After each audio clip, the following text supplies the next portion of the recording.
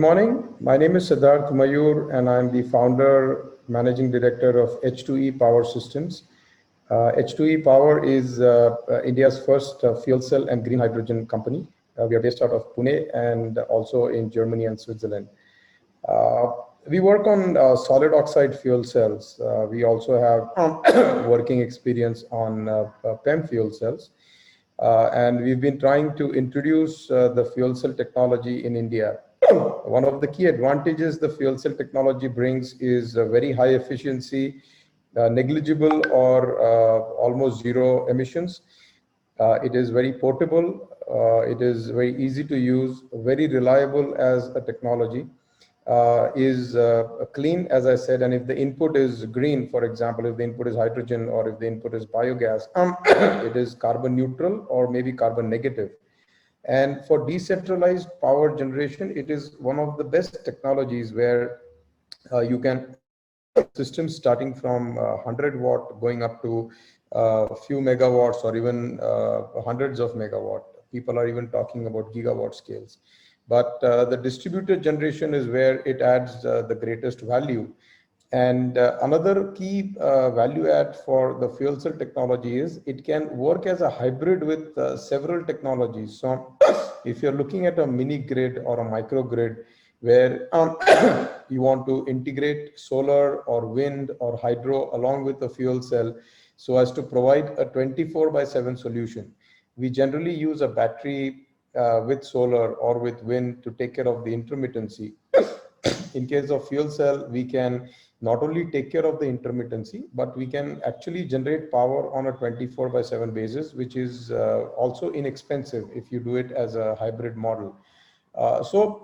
The question that generally comes up is that what are the bottlenecks when you're talking about fuel cell as a technology for implementation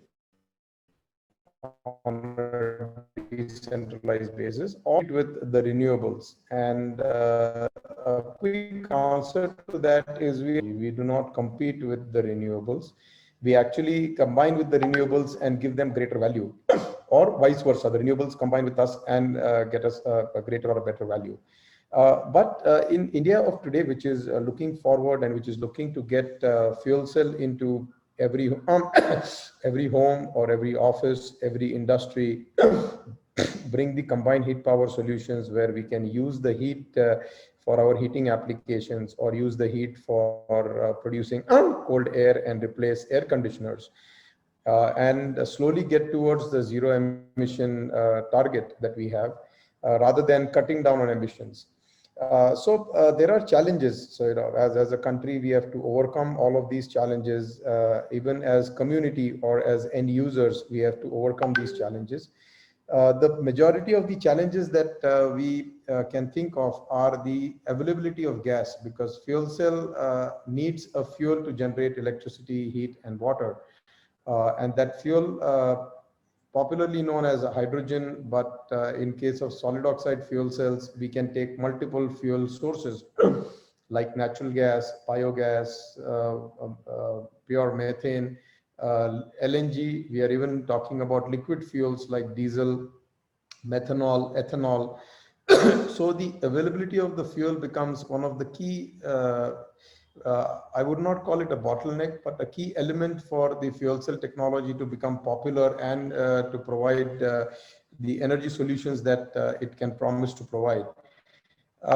If you look at piped natural gas connections in India, I believe about 100 or 143 cities are going to be connected with the piped natural gas connection. And if we have these in every city or every village, then the promotion of fuel cells for decentralized power generation in individual homes can become a reality.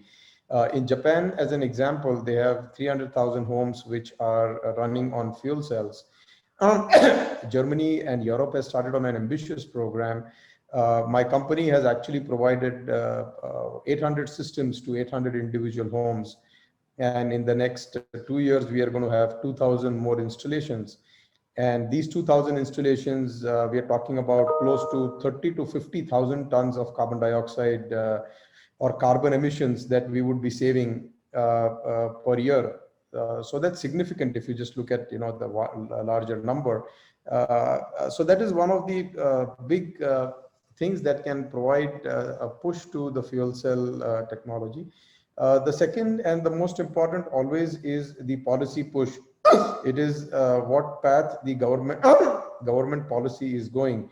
And the policy not only has to be for the end use, but the policy should also be for the production of fuel cells or production of electrolyzers, if we talk about green hydrogen in India. And the fuel cells or electrolyzers come with a lot of components which are again imported. So a completely ecosystem based approach where we look at every component, where we look at setting up a supply chain and a manufacturing chain for the key components for a fuel cell or an electrolyzer within India.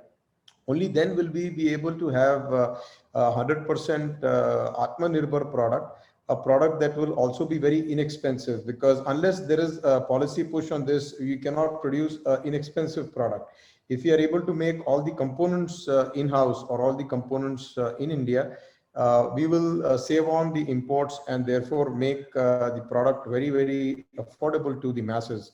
So this, I think, if you ask me to rate, three things, the price is on top. If I'm able to bring down the cost of fuel cell comparable to cost of the ownership cost of solar, or comparable to the ownership cost of DG set, then we can replace diesel generator sets yesterday. You don't even need marketing for this, because a diesel generator set in the smaller range, less than 50 kilowatt range, works at efficiency of about anywhere between 10% to 30%. A fuel cell works at efficiency of 60% electrical, and on a combined heat power, it works at 92% efficiency. So on an operating level, we are anyways much better than any other technology. If the capex can come down, then you could have a fuel cell in every home, just like you have an AquaGuard in every home. You go to a rural home, everybody would have an inverter, everybody would have a DG set. They may not have food to eat, but they will have a DG set. So this is the big opportunity. And if we can put that push, I think India can lead the race in the world on fuel cell technology, on going forward into green ammonia, green methanol, green diesel, and so on and so forth. And this is where the renewables play a very important role. You combine the renewable with the electrolyzer, you can produce green hydrogen or ammonia, as I said. You combine the renewable with a fuel cell, you can produce electricity which is 24/7, which is comparatively very clean and will be very inexpensive. With the fossil-based technologies, as I said earlier, on an efficiency basis, we are the most efficient, and we can definitely give a very tough competition to technologies that are prevalent, whether it is a DG set, so running fuel cell, a three-wheeler running on a fuel cell. This is something that H2E is developing right now. Will be a distributed power source as well. So you can take that vehicle and plug it into the grid. You can take that vehicle, plug it into your home. So it is vehicle to grid, vehicle to home, and also vehicle running. So that's the strength of the technology, and these are the things that will determine whether this technology becomes a household name in India, or whether it just remains in the corridors of power, or with the IITs or DRDOs of the world. Thank you very much.